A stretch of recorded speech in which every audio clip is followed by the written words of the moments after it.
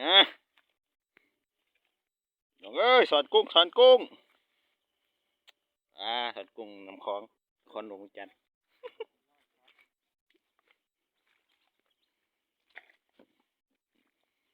สอนกุ้งเบิ่งนี่เครียดนะ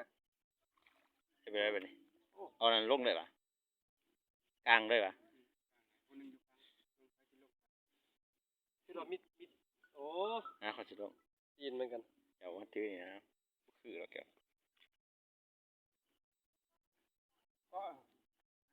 ใหญ่ก็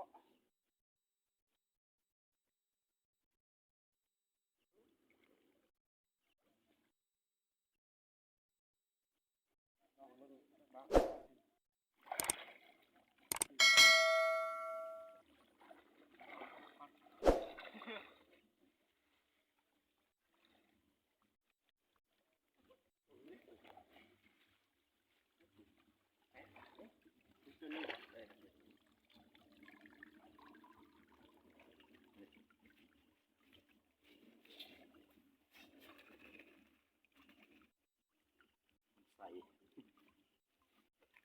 ถ้าคำเนาะแหกกุ้งบ้านเบิกกันเด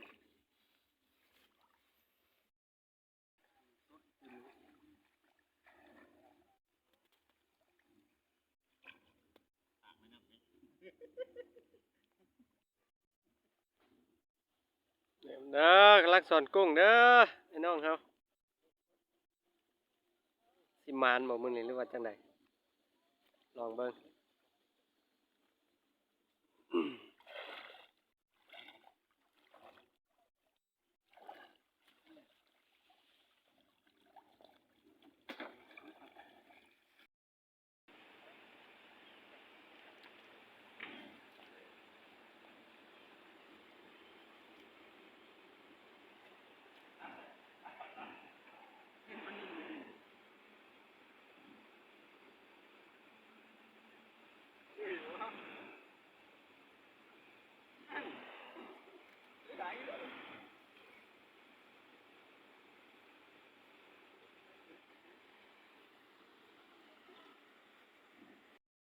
ทั้งควงเลย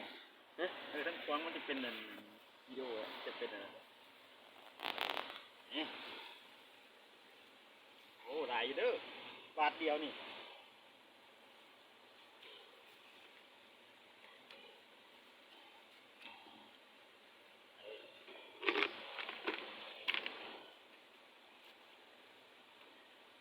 ให้เมิดยังตัวนึงขนาด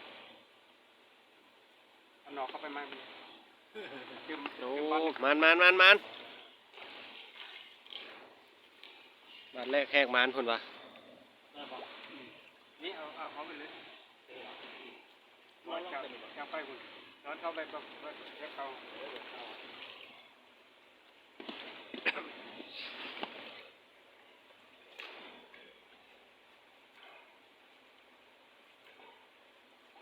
เอาไปเอาไปกันเอาไปนี่เจ้าของมาตั้ง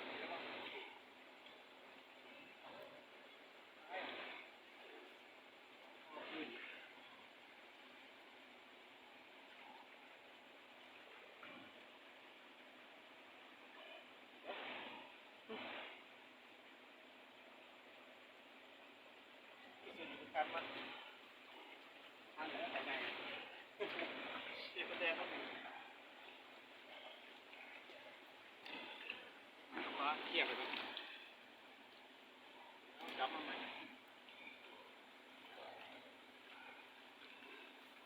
ป่านอยู่นี่แหละว่าได้ไปอีกบัตรสองบัตรที่สอง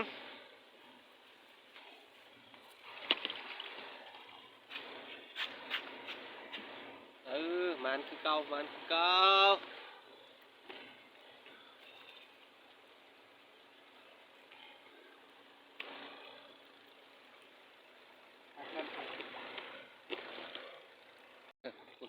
เล็กวันนั้น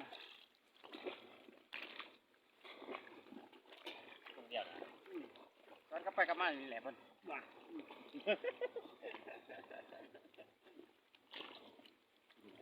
โอ้น้ำไหลมันไหลเนี่ยมันไหลขึ้นแล้วไปปักเบ็ดดิลูกก่อนเกี่ยร้อนเอาเว้ย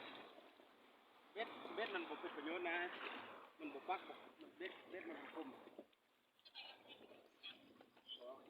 ไปผู้เดียวได้ว่าควรเราเล่น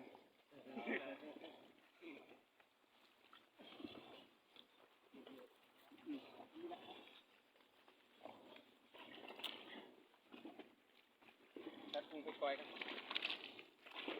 ปล่อยแรก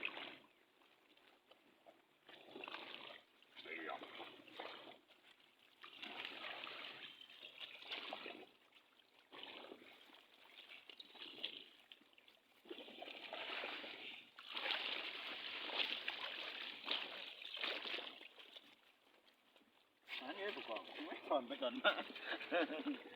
โอ้กะจิ ทำในส่วนดีๆเนาะ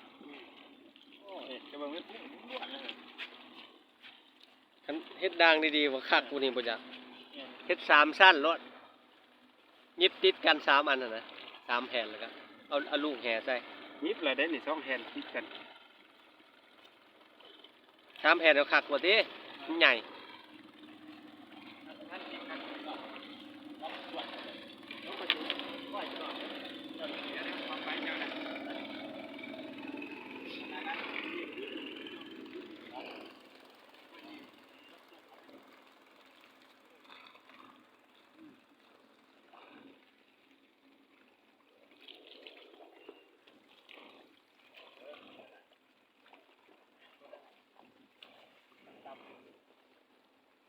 แม่งหยังกระปูวะ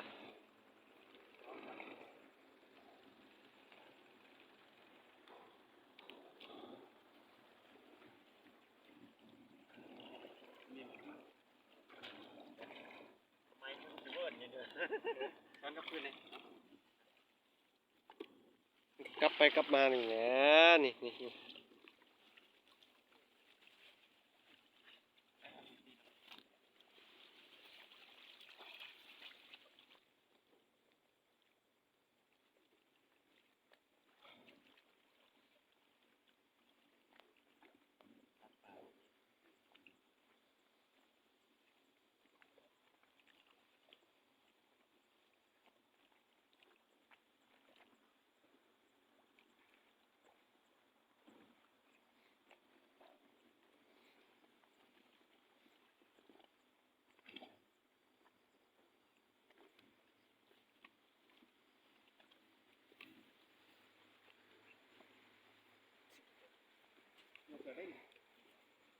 ค่อยตั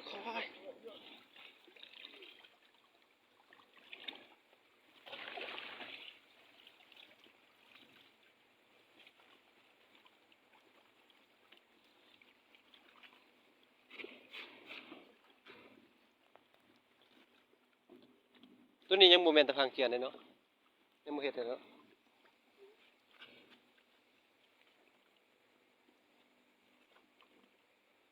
เอาใส่ดิ